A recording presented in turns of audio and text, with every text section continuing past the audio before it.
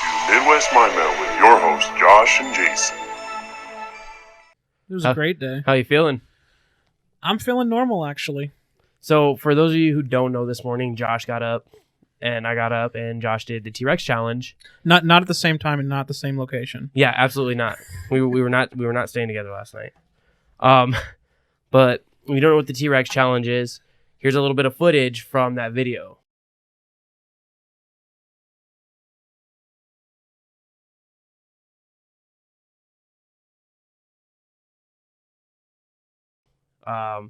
If you guys think it's funny, go ahead and check out the whole video, which should be in the video playlist below. Anyways, Josh, how did you feel after eating 3 Wendy's triples? I felt a little lightheaded. I thought I was going to have a bunch of heartburn, and I thought I would, be feeling like I wanted to puke, but honestly, it wasn't as bad as I thought it was going to be. Yeah? Yeah. I don't know, dude. I don't think I could have done it. I probably would have puked, especially running afterwards, man. No, it's a very doable challenge. I will say that. It's very doable. It's not the worst food challenge out there by any means. It's just that I was very disappointed in the time.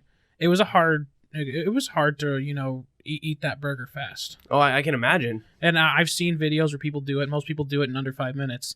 I was a little disappointed that it took me a little over 7 minutes to do it, but I did it. Yeah. And that's why I wanted to throw on the extra twist. So we called it the jogging Trex. Yep. Immediately after, I went for that jog. Yep, went for a quarter-mile jog. Yeah, that was, and honestly, that didn't feel, it wasn't too bad. It really wasn't that bad. But I encourage somebody to go out there and maybe do half mile. Yeah? Yeah. One up you? Somebody should one up me, yes. Yeah, absolutely. So what food challenges do you want to try next? Well, nobody's done a Runza challenge next. Or nobody's done a Runza challenge yet. And Runza's big in this state. Well, it's big in the Midwest. Yeah, it is big in the Midwest, but it's especially big in the state because it originated in Lincoln. I want to try the Runza challenge. You want to create the Runza challenge? I want to create it, yeah, and I want to try it. Okay. So I'll probably do that one next, and we'll go from there. But yeah, food challenges, they're a big hit. A lot of people like doing food challenges, and people like watching them. Yeah. They're disgusting. But, they really are. Dude, they are. They're fucking disgusting. You see them just gorging all this food and, just throwing water in their face. And it's like, I always think, how much floaties is in their water? Because they're always taking a sip with just full mouths of food. And it's so fucking gross, but people can't, you can't stop watching. They're awesome. No, exactly. It's kind of like a train wreck. It is. It's just pure gluttony. Absolutely, man. I was pretty happy to be a part of it. I'm not even going to lie. Yeah, I'm glad you were there. I'm glad everybody was there who was there. Yeah. Did awesome. So, it was a fun time. Good memory. Absolutely, man. Anyway, speaking of the Trex, I'd like to talk about another certain T. You've heard of the T in the LGBT movement? Sure have. This year making a lot of waves, I'd say. Yep. It's definitely gotten a lot of attention. A lot more attention than it has previously. And why, I don't even know. Well, it's always been around for, to some degree. But, yeah, it's really made its way into the mainstream. And a big part of that has been sports. Sports and bathrooms, I think, have been like the two biggest places that you hear about it. I believe it was 2017 or 2018, Target made a very controversial decision to open their bathrooms to whatever sex you identify as. Yeah. And I believe there was a whole boycott that was planned against Target for that, and they ended up losing like a little bit of stock and all that. Mm-hmm. But ultimately Target's still around. But yeah, I don't know if you remember that. It rings a bell. To be honest with you, movements like that, like when we talked about the feminist movement, I don't really follow them that much, to be honest with you, because I feel like, again, like I said in one of our previous episodes, I feel like we've become just a generation of movements. Oh yeah. Everybody wants to be a part of something. We're in a time of movements, absolutely. Now, I gotta tell you, I got a different look. I'm in love with social movements. I fucking love to study these things because some of it makes sense, but a lot of it's just fucking nonsense. Yeah. And this is every social movement out there. But yeah, especially the transgender movement. It's just a lot of it is just fucking nonsense. Which let me put this out on the record, not to interrupt you, Josh, or anything. I don't have an issue with people being who they are. Absolutely I really not. don't. Everybody should do what makes them happy. I'm a libertarian at heart, so whatever a consenting adult wants to do, and as long as there's a service to provide it, Yep. You're going to do what you're going to do, whether I like it or not. Yeah. Just like I'm going to do what I'm going to do, and I'm going to have an opinion, whether you like it or not. I think the part that gets me the most with most social movements is people are not happy just being a part of that group. They want to try and instill those beliefs into everybody else and try and get people to conform to it. Just like a religion, they want to street preach, that they want to shove their religion down your throat. Yeah, exactly. And, maybe something else, but that's a totally different subject. So I did a little bit of research into the transgender movement, not much, a little bit, but the movement originally was to promote rights and to eliminate discrimination and violence regarding housing, employment, public accommodations, education, and healthcare, which sure we had talked about biology in a previous episode, and I forget which episode it was, about biology is what it is. You can't really, when you start messing with biology, things start going kind of haywire. Right. Yeah. And we talked a little bit before this episode about biology in general of the human body. Like, men in general have more natural testosterone. Actually, I don't even know if females have testosterone. They do. They have small. They have a small amount, right? Yeah. So men naturally have more testosterone, which leads to bigger muscle mass. Yep. And that actually varies amongst men. Yeah, it some does. men have more than others for sure. Yeah, exactly. But when it comes to like certain healthcare, we talked about this too. There's certain diseases and certain things that only women can get or are prone to. For sure. Same with men. Yep. A woman cannot get testicular cancer. But what if she's a hermaphrodite? Well, that's a whole nother subject in itself, and we'll get to that. It is. But it's things like that. Education.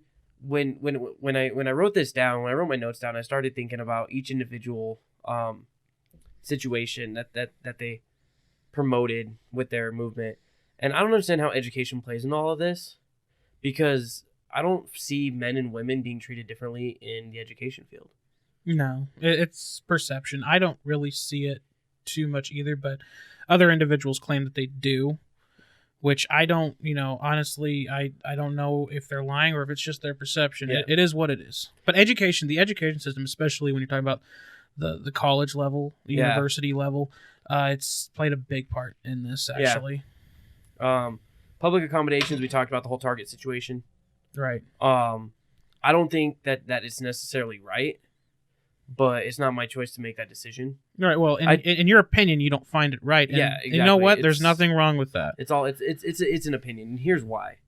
Because if we start just conforming to their decisions and their rules, what's not to say that a pedophile identifies as a woman, goes into the woman's restroom, and sexually assaults a minor?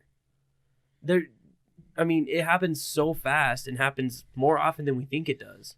Right. That what's to stop that from happening? Right. I mean, it happens. It's happened a couple times since this new thing is, and each time it does, it's always blasted on media as, oh, look, this is blowing up in your face. And the point is that somebody willing to do that, they're going to do that whether they identify as a woman or not. But would you say that this gives them an avenue? Yeah, it definitely gives them a little bit more of an argument when they do get busted. Like, no, I have the right to be in here. Mm-hmm. Right. Yeah. And that's the problem, because, if you go back to the way things were for the longest time, when everything was a little bit segregated by the sexes, before this wrench got thrown in the machine.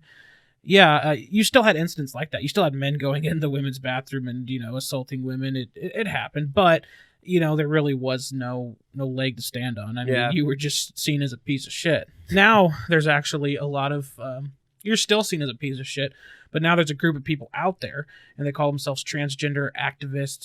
These aren't people that are transgender themselves necessarily. A lot of them are. I wouldn't say most. A lot are, but some are just sympathizers. Yeah, and they will back these people up. Yeah, it just depends. It goes. It's situation to situation. Well, everybody like you said, it's a religion. Everybody wants to be a part of something. And why is that? I mean, you've said earlier that we are a generation of movements, and I believe, this is a stem of that. Yeah, this is a symptom absolutely. of it. And I think we've talked about that before. I believe that that's the case because we as a society have been privileged for so long. I mean, across the board, that people are looking for something bigger than themselves. And I couldn't think of a more first world problem than, man, I don't know what like, I don't feel like the gender I am. I need to make this change. Yeah. And, if somebody's battling that in their head, that's a terrible battle to face. And, that's obviously mental illness. And for the longest time, it was treated as such. Yeah. But, I mean, do you think somebody who might have gender dysphoria in Somalia, who's starving to death, really gives a shit about their rights as a transgender? I think their concern for food and water and shelter and free from violence in general comes before all of that. Oh, absolutely. Because if you're starving to death and you're really concerned about your right to be able to express yourself as the gender or the sex that you want to be, I'd say your priorities are pretty fucked up. Well, exactly. And you make a really good point there. People are, and maybe that goes into it as well as being a part of something, Well, I want to, I don't feel like I'm a man. Which I get that happens. But I think that that's always been around. It's just never been so out there as it is now. Well, it's mainstream. Yeah. It's been seeped into the mainstream culture. But it's funny because it's gotten a lot of pushback also from mainstream culture. This is a real schism in social justice. And this is a brink point for it. And it's going to be interesting to see how the next decade goes, going into the 2020s, to see where this transgender movement goes. Because right now, it's very divided in the LGBT community. Yeah, and that's where I get back to what I was saying about do you. Just, do you, but don't try and make somebody else do what you do. Don't push those beliefs on somebody else. It's cool. I don't necessarily agree with it. That's my opinion. But I'm not gonna want you to not be happy either. Right. I'm not gonna go out of my way to beat you up or go out of my way to, screw you over financially if you're different than me. And it doesn't make me any less of a person. It doesn't make you any less of a person. It's just those are my beliefs. Right. Live and let live. Exactly. And again, this could be argued. This is a very ugly side of capitalism. If I want to be a woman and I have the money and I'm going to pay a surgeon to provide the service to make it happen, mutilate my dick, basically. Yep. Why shouldn't they? Yeah. I mean, it's capitalism. Yep. You're paying somebody's paycheck. Yeah. Exactly. So why not? But at the same time, but again, I don't care if you want to get the surgery and you want to do you, go ahead. Yep. So where is it that people have the issue? I mean, we obviously see it in the bathroom situation, but like, where else do you see where people really have a big pushback where they don't want to be a part of this anymore? So I think it's just we've like as human beings and being raised, and I would say it's more of our age group, more or less, and those behind ahead of us, or ahead of us. Yeah. Talking about the younger generation? No, the older generation. Okay. So like you get these really old school individuals like my dad. Okay. Who absolutely born and raised in the church, absolutely this is a sin, you're going to hell, that kind of thing. And I think that what it is like people don't know how to accept change. And when people start stepping out of the norm, people get scared. Cuz it's like obviously like on a whole nother subject, but like furries. You know what a furry is, right? Absolutely. So they don't have sex, they boink. So essentially there's furry conventions. Yeah. That people go to, but that's just one other thing. But what's the difference between a furry and cosplay? Essentially nothing. Except the costumes are much bigger for furries. Exactly. That's literally the only difference if you really think about it. Yeah. But it's something that's not that these communities, people see it and they're like, what the fuck? Like those people are fucked up. But at the end of the day, if it makes them happy, yeah. That's what should matter. And I think that's what it is people, they don't like seeing things out of the norm. They don't like seeing this weird thing that may have one time been a kink or a fetish. Yes. And I think that they're afraid to just accept that portion of it. So do you think that there's like that mindset is justified or not justified? I think it's justified because it's your morals. Yes, Your morals and your opinion. So yes, that mindset would be justified. But to openly criticize people for what they enjoy to do, I mean, like, I don't. You know how many people I know that smoke weed? Mhm. I don't criticize them for it because that's their thing. You know, it's the same concept. So what he likes dressing up in a furry suit. So what he wants to be a woman. That's awesome. You know, if they have the inspiration and they have the means to do it and it makes them happy, why would you wish anything other than that on anybody? Now, I don't really hear a lot of criticisms towards furries. Now, when it comes up, obviously people talk about how weird cosplay and furries are. Yeah. But those communities are very, they're very close and they're very close knit. I mean, Yep. you really have to search them out to even see material on them. They're not so in your face. The transgender movement is very in your face. Exactly, and that might be why there's so much pushback on it. I think the big one came with sports. Yes. Women's sports specifically. That's where I've seen the most pushback. There's been a lot of people that have spoke out against it, that, you know, these transgender women athletes, they have an unfair advantage, you know, and you know, just like, you know, you and me we're big fans of Joe Rogan. Joe Rogan's he's a big critic of it. You know, she won the world record. Like, how do you explain that? You know, this transgender woman won the world record. Like, we're not going to question that. We're just going to say, oh, this is athletic greatness in front of us. Yep. You know, so I agree with him. We should question that. Yeah. What's up here? But to caveat onto that too, South Park just did an episode about this, and they got a lot of pushback. And if you've ever watched South Park, you know South Park makes fun of every fucking social movement, everything that they can make fun of, they do. Yes. But this, for whatever reason, got the most pushback of any South Park situation at all. Even more than the Muhammad one, because I heard the Muhammad one got some pretty bad pushback. Yeah, it's South Park's the creators of South Park. I forget their names. Matt Stone and Trey Parker. Yes, they've been getting a lot of pushback on this. Well, and I would think that they probably expect it. Well, yeah, I mean, we know what we're expecting, you know, when we release this episode. But you know what? It's their right. They have the right to go on there and criticize people. I don't care what you think comes of it. If you think that somebody from South Park, you know, those guys making an episode about transgenders incites violence on transgenders, well, that's your opinion, but I disagree. Yeah. I can watch those episodes and laugh. Exactly. They've had a lot of episodes where they made fun of Mormons. I've never had a problem with Mormons. They've always been very nice people. You know, I've had friends who are Mormons, you know. Yep. So if somebody decides to watch that episode and take violent manners into their own hands and go out and hurt Mormons, I would not blame South Park for that. No, I would blame the person. Yes, because I watch those episodes and I laugh too. It's fucking hilarious. Exactly.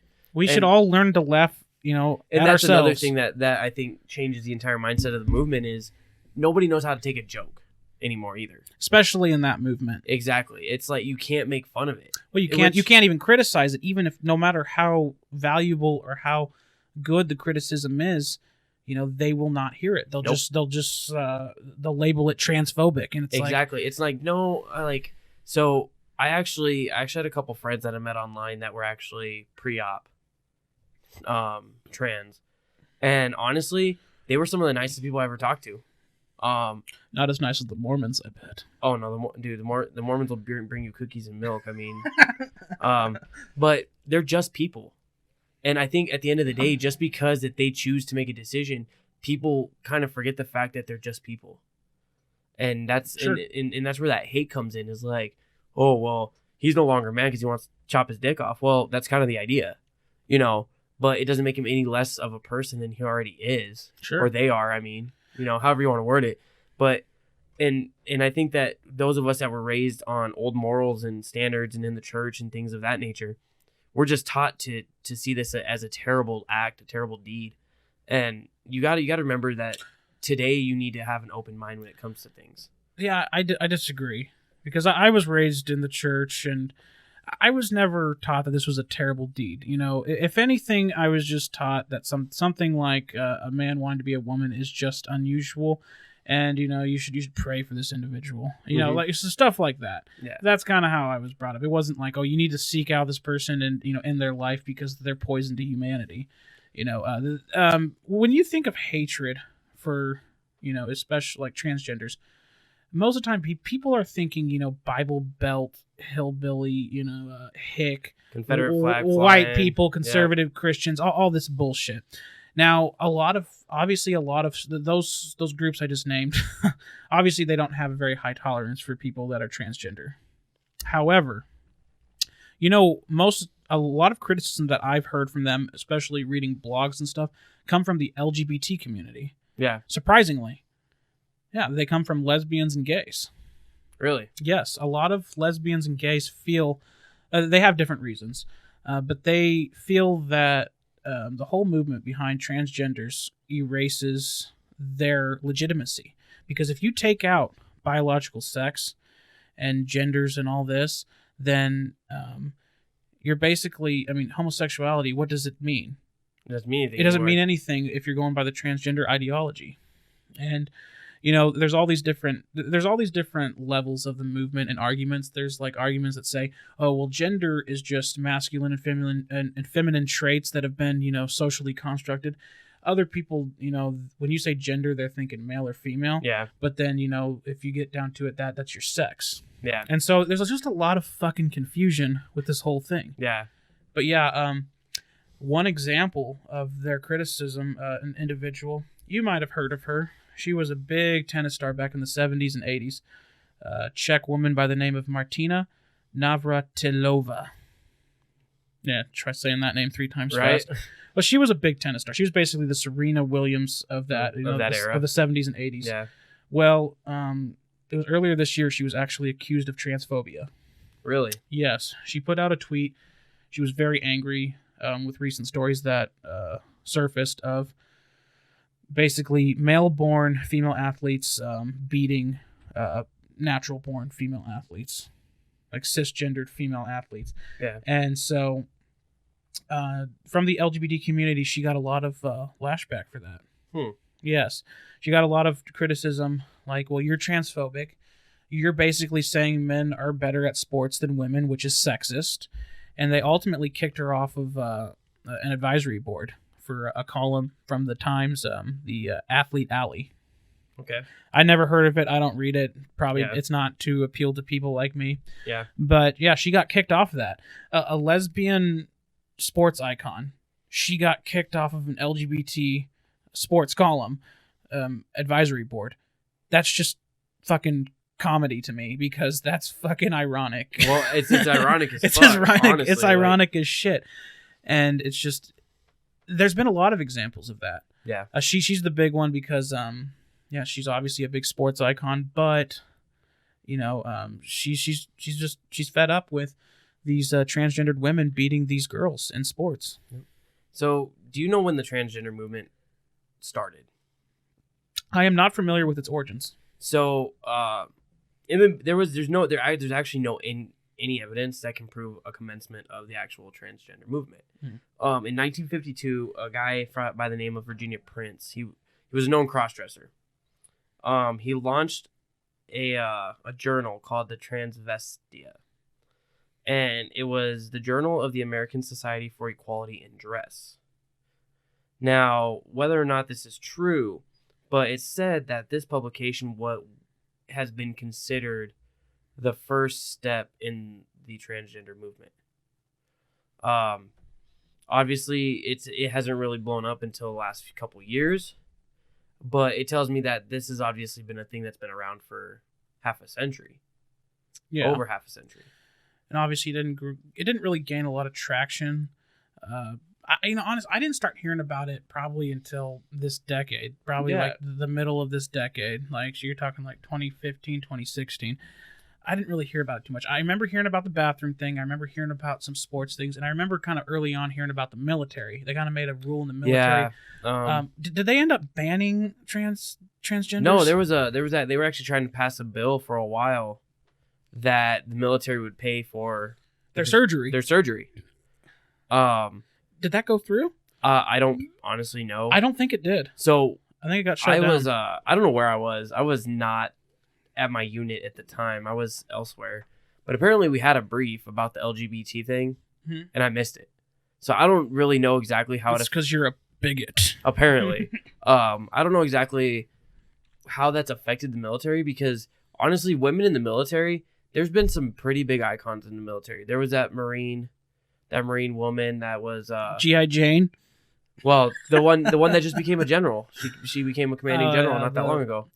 Assigned by Trump, the racist. Yeah. But that's what I'm saying is there's been so many good icons out there that, it's the Army's always adapted to the military. I can't just say the Army, but the military's always adapted to new things. So yes, were they willing to accommodate that? Yes, they were. Whether or not it's actually gone through, I haven't met. Actually, I do know of somebody in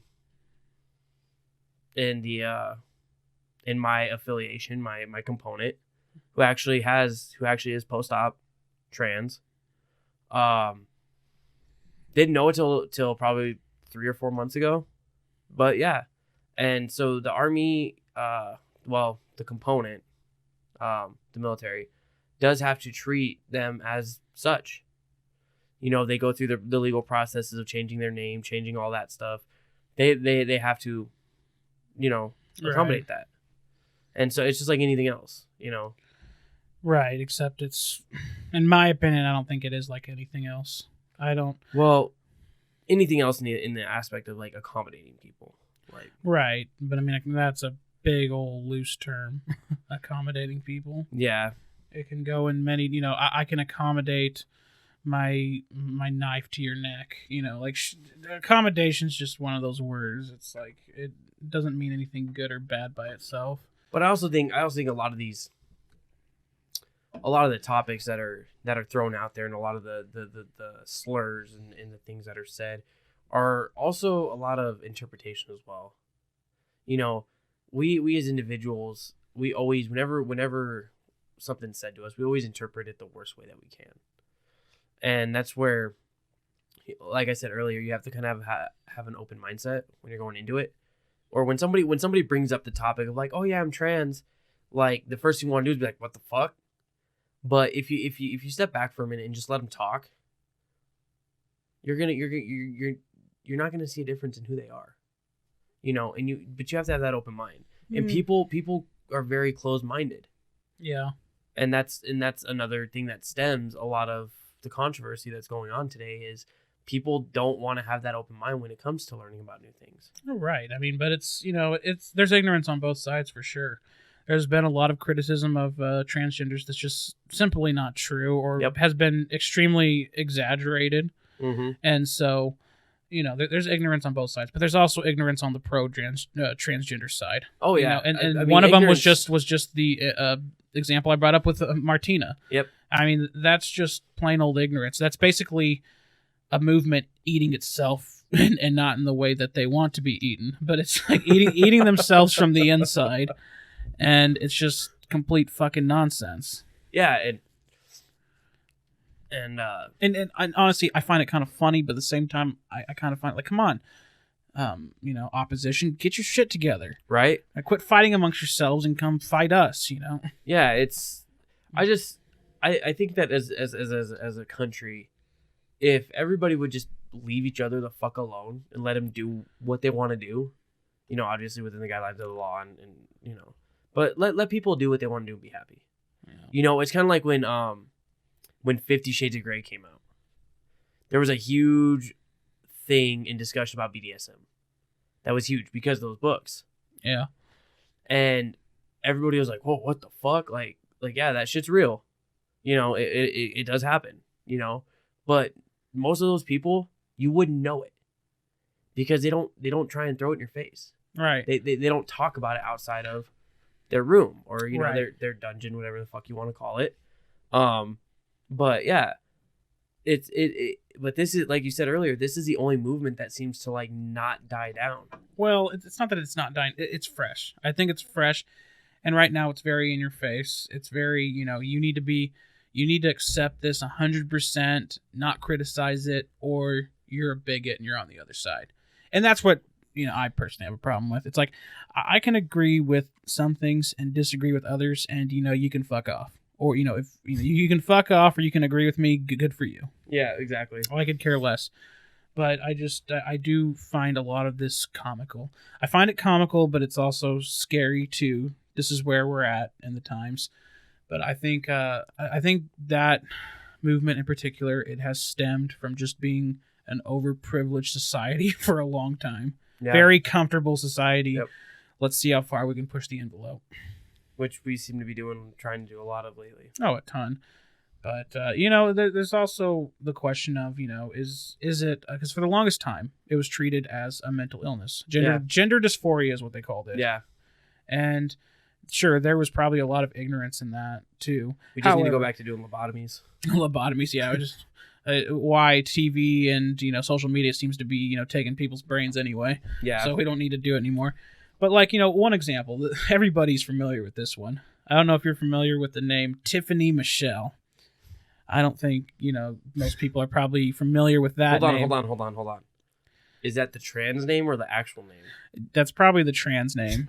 And AKA, Tiffany Michelle is known as Serotonin, as her or his, depending on your point of view, rapper view. But that's the "It's Ma'am" video. The GameStop blow up. Yes, the GameStop in my hometown of Albuquerque, New Mexico. That's why you don't go to Albuquerque. You go. That place is ghetto as fuck. You go Albuquerque. Anyway, this is another proud moment. But everybody remembers the "It's Ma'am." Yep. And she what did she or he, whatever your point of view is, knocked over some games and shit. Just threw a big fit trying to fight the dude behind the counter because he refused to call her or him, her, whatever you want to say. Yeah. But that shit's just wrong, because no matter whatever you were trying to portray, if this person didn't want or didn't call you something, because obviously it looks like a dude. It looks like a dude. It looks like a dude with a wig on and it really does. And so that's that's what sir, calm down. That's probably exactly what I would have said too. Like at the end of the day, if you're raised on old morals, like you refer to, when you refer to people as ma'am and sir, that was a sign of respect.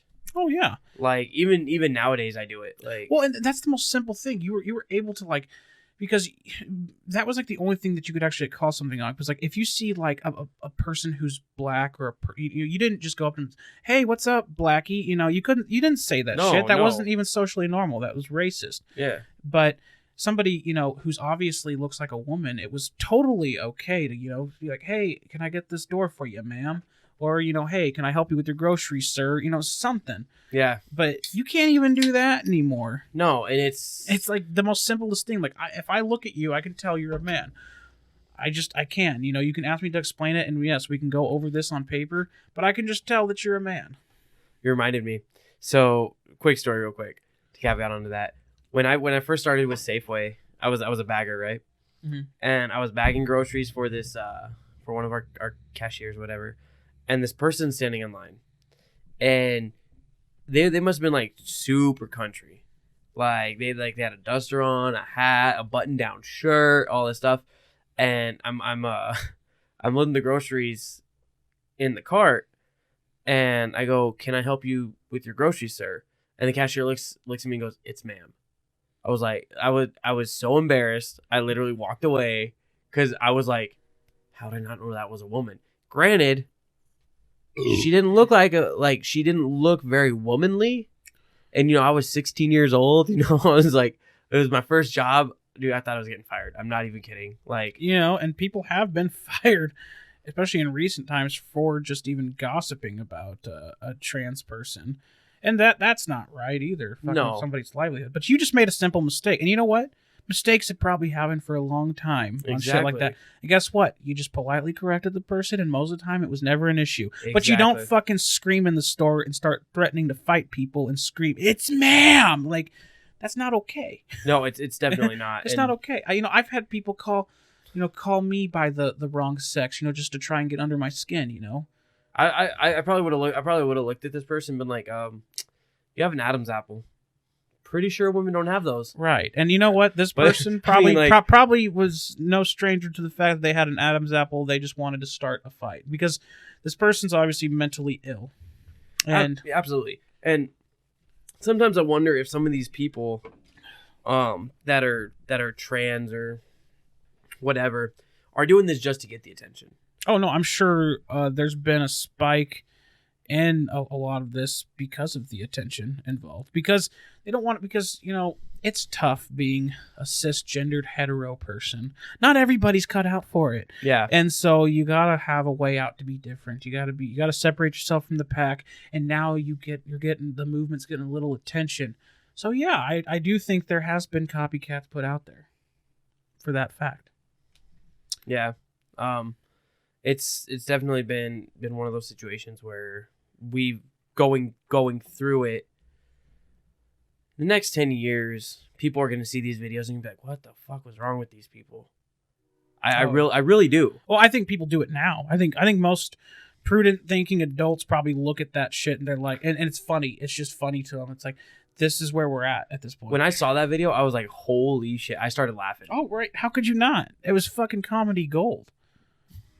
But yeah, it's also sad too because, yeah, we're at this point. We got a lot of people walking around thinking that, that this is okay. But Yeah. again, had that person just politely corrected them and then had, let's say that employee was just going to be a dick and call them sir anyway, just walk away. Don't give that place your money. Don't have to sit there and try and incite violence. That's not okay for anybody to do. Yeah.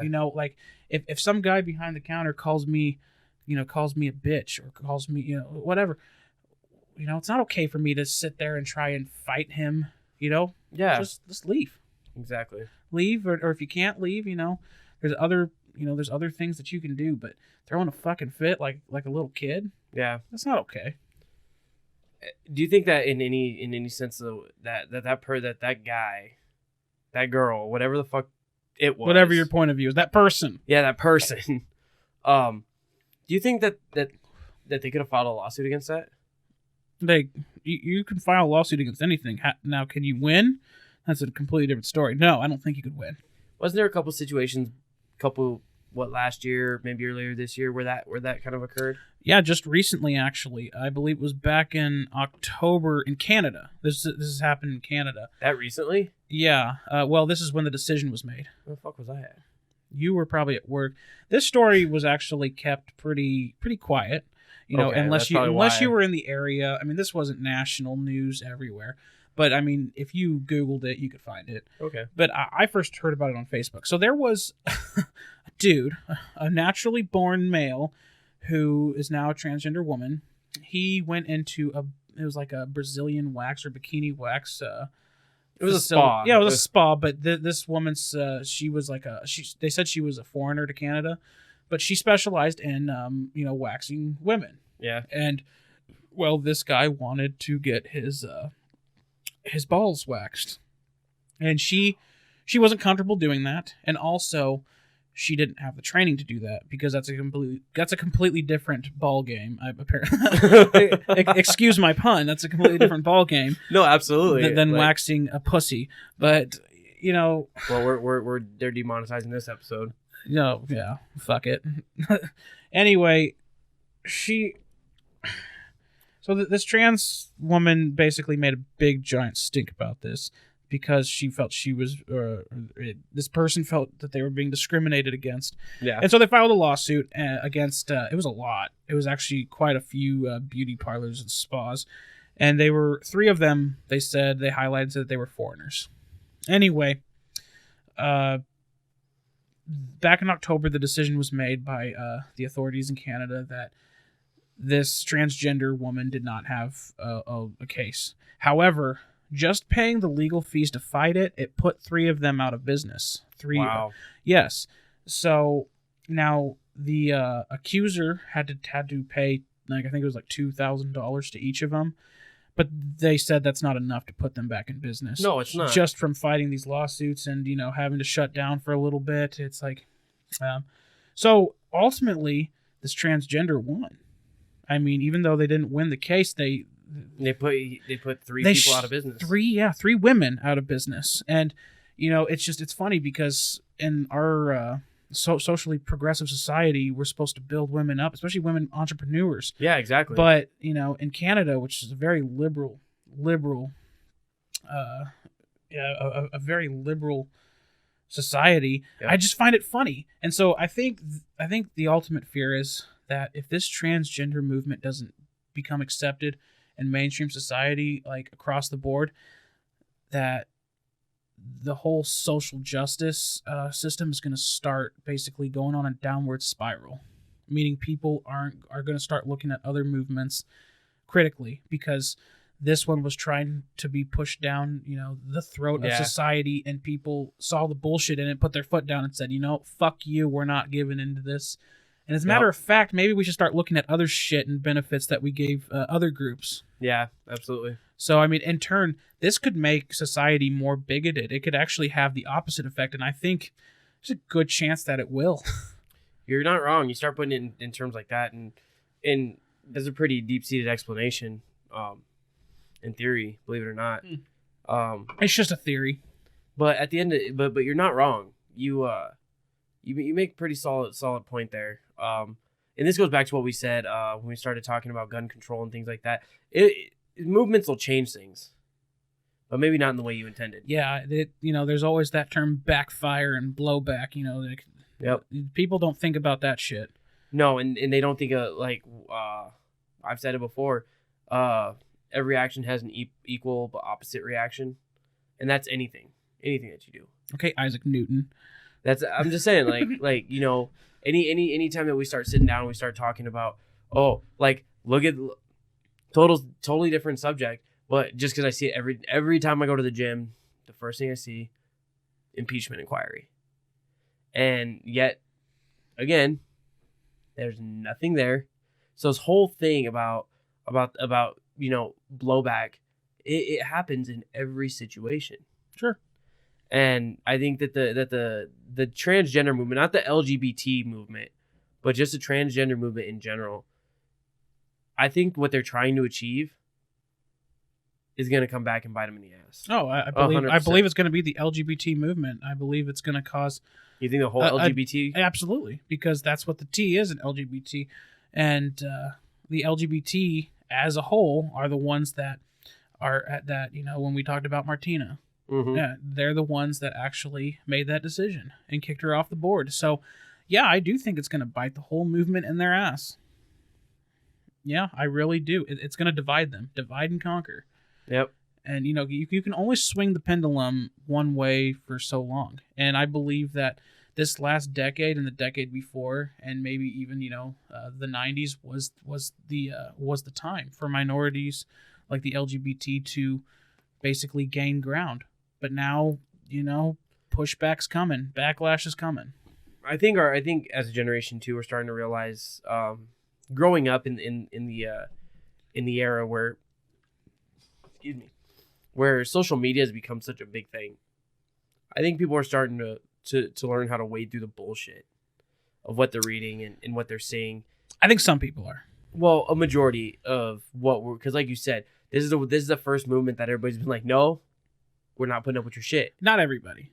But a lot. Most of the population. A lot. Most people have checked out. Most people are kind of like yourself. They choose not to pay. They choose not to pay attention as much as they can to this crap. And here's why: because I have friends that are in that community, and the less I stay away from it, the less I can form, an arrogant opinion or an ignorant opinion, and I can still accept those people for who they are. Yep. And that's why. Yep. And I think that if people just stayed away from it, like myself, and you didn't see those people any differently, things would be a lot better. Maybe.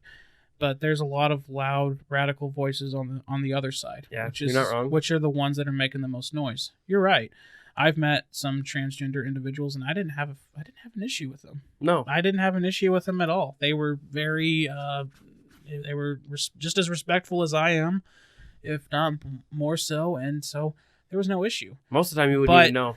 Yeah, most of the time you didn't even know. And somebody had to tell me, "Oh yeah, this person actually is a girl or whatever." Yeah. And so it was no issue. But when now had these individuals come at me with, hey, I'm going to start going in the same bathroom as you as long, and go in the women's bathroom, then I might start to raise my eye, like, I don't know if this is right. But, me being me, I probably wouldn't make a big deal out of it. But if you're going to come at me like, you fucking transphobic motherfucker, you fucking bigot, yeah, I'll probably just say, you know what? I'm right. You know what? You're right. I am a bigot, transphobic, you fucking faggot. I might, it's all about your approach. Exactly. It's all and your perception in general. Absolutely. If you're going to come at me with knives, I might just come at you with my 44 mag, It's just, yeah, exactly. It is what it is. No red flag law. Exactly. But I think it comes back to, like you said, it's all like a religion, man. It is. These movements are. Now, these individuals that are stuck in it, these transgender individuals that truly do just want to live their life and, do things, on their own time. And, I feel bad for them because this movement gives them these activists give them a bad name. They give them a horrible name. Now, someone like myself, I can cipher through that. Yeah. But yeah, somebody really ignorant, they can't cipher through that. They're just going to see a transgender say, "Oh yeah, you're one of them fuckers from that movement," Do you think that that there's people that originally hopped on board with this movement and decided to hop off? Yeah, I do. Why do you think that is? Because you want to see progress. If you're going to, just like a bandwagon team, you want your team to be winning. As soon as they start losing, what's the point of being, a fan of that team? If they start, if they start having a mediocre season, you want them to kill. You want them to be breaking walls, breaking barriers. I don't know if that's necessarily the case. I mean, Cowboys still have fans. Oh, it's Cowboys. And so do the Browns. Come on. Dallas and Fort Worth, it's a big metro. Anyways, but yeah. No, I definitely agree with you. It's cool, like, and I think that's stepping back to let's go back to the civil rights movement for a minute. The civil rights movement had a lot of impact, but it's one of those things that it grew because it had an associated meaning to it, in a meaning that everybody, well, maybe not everybody, but probably like 75% of the population agreed with. No, well, let's talk about that. Obviously things are much different now than they were back in the 40s and 50s. Obviously. Yeah. Especially when it comes to race matters or, even like homosexual matters. Like I was talking to my wife recently and I said, I guarantee it's probably a lot safer today to walk around Omaha as a gay man than it was back in the 80s or like in the 70s. Like you had a much bigger chance probably back then of getting beat up. Yep. Or, really being ostracized. Being a part of a hate crime at that point. Yes. Just like I believe, being a black person in Alabama is probably much safer now than, being a black person back in the 30s in Alabama. Yeah. Walking around doing things freely. I mean, so things have changed, but there's still a lot of racism out. It's just not as mainstream anymore. Yeah. And so, some people would say that, progress was made, but, that hatred doesn't never go away. It just transfers. Yeah. It's different. So, yeah, obviously you don't have Jim Crow laws. You don't have any laws really prosecuting gays specifically in this country anymore. But there's still a lot of hatred towards it. And probably always will be. And people are a direct reflection of their upbringing as well. Sure. Yeah. So, you have to be taught hate, and you have to be taught to be offended. Right now, we're living in a generation. It's not that they've been taught hate; it's that they've been taught to be offended. Yeah. And so it comes off like it's hate, and it's what it ultimately is. Well, and the thing is people. I think the offended side comes from people that are like, don't take shit from nobody. Well, the thing is like if you ever walk into our job during second shift, you would think we all fucking hate each other because of the way we talk to each other. But you know what? At the end of the day, we're all friends. But that goes to show that, we come from a different generation. A lot of those kids in there are young. Well, actually, it's kind of split down the middle. You have those people that are like old souls, and you have the young kids. But we all talk to each other exactly the same way. Kid you not, every time I see Josh, what's up, faggot? 100% of the time. That's how we greet each other. It's true, and I've reported him many times, and whatever. But I mean, but that's the idea of not getting offended. people like learn how to not take shit from people by learning how to stand up for yourself or dish it back. Right. Because nobody wants to see a crybaby. Oh, he called me a faggot. I'll call him a faggot back. Tell him to suck your dick. Do something. Yeah, and I was always taught that words are just words. I mean, Exactly. they are what you make them. So you could call me whatever you want to call me, and I'm probably not going to be offended. But I am amazed by some people who are offended just simply by words. But the worst part about everything is nowadays you're almost walking on eggshells everywhere you go. Yeah. Because especially in public, because I know I've been mentioned a couple times to talk really loud. I do. But I mean, I work in a production factory. I'm used to having earplugs in my ear for 10 hours a day. I just talk loud naturally. But I'm entitled to my own opinion. I'm entitled to say what I want to say. And that's what it comes down to is, it sucks when I have to really think about what I'm saying so I don't offend somebody. Right. Because yes, that could lead to a lot of hate. That could lead to a lot of resentment, controversy that we don't actually need. Yeah. So. No, it's true. I mean, I think for the most part, people have had to walk on eggshells all through history. It's just at this time, it's a different kind of eggshells. It's not really the eggshells of you're scared of violence. I mean, violence does happen. Yeah. But now it's like the eggshells of I'm going to lose my livelihood due to just a joke I said. So people aren't saying jokes as openly. They're not talking as freely. It kind of takes a lot out of your speech. And honestly, I think words are a great way, like especially rude words are a great way to it's I don't want to say depress, but basically it's a good way to decompress. Yeah. So some of that built up anger, just to call your friend a faggot or something. Well, and Joe Rogan talks about this in his episode with Bridget Fetisi too, is how are comedians supposed to do their job? It's so hard to be a comedian nowadays. Well, yeah, and Joe Rogan brings up a great point.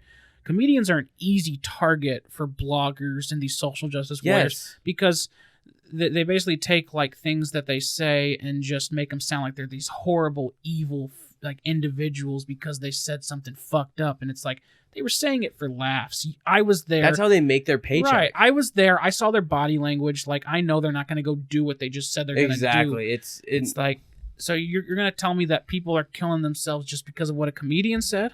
No, it doesn't work like that. No, it doesn't work like that. And if somebody kills themselves based on what a comedian said, fuck, you had it coming. Like natural law. Like seriously, it's a fucking joke. It's not a dick. Don't take Natural it hard. Selection. Right. I mean, but yeah, then these bloggers and these social justice warriors, they think they have a license to go after somebody because they said something fucked up on stage. Like they think they have a license to kill, basically. But really, what they're doing is what they're speaking out against. They're putting more hate into the world. They're putting more, strong opinions that cause controversy. They're doing exactly what they are accusing people of doing. Yeah. So no, you're not wrong. 100%. You're not wrong. But, yeah, dude, it's God, man. It's having grown up throughout the progress of this entire thing. It's really been.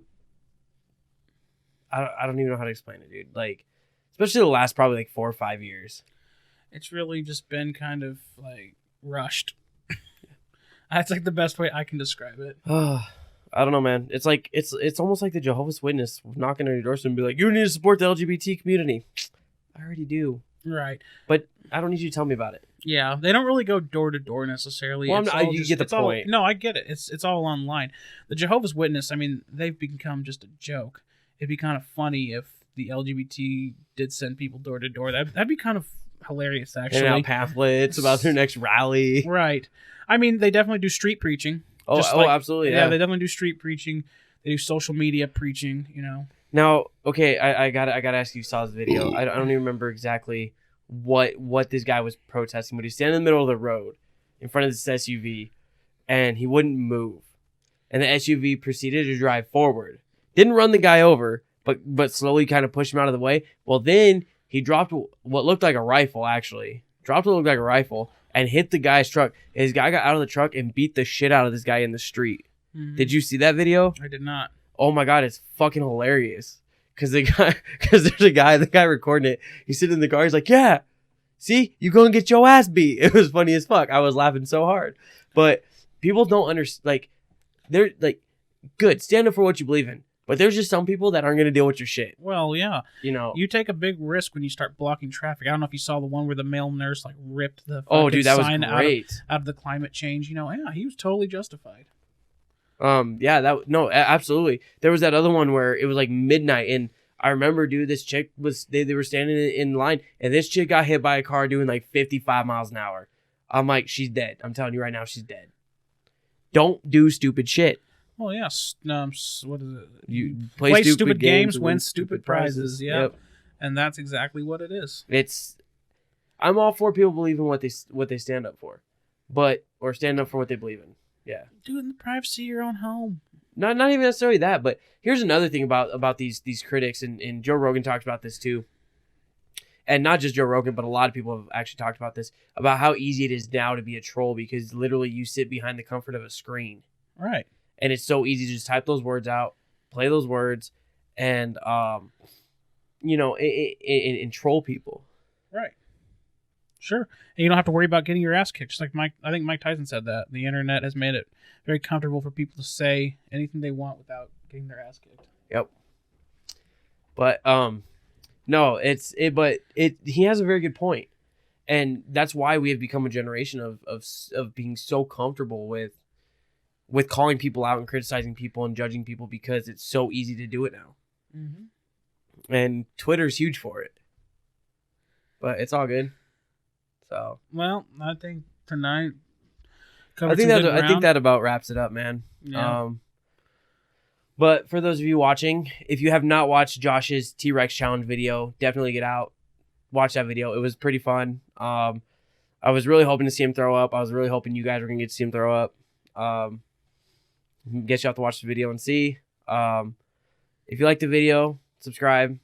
Tell your friends about us. If you guys want to get a hold of us, email is midwestmindmelt@gmail.com. We'd love to hear from you guys. Check us out on Facebook. We do have an Instagram. It's still kind of up and going ish. But definitely look us up. We appreciate you guys' feedback.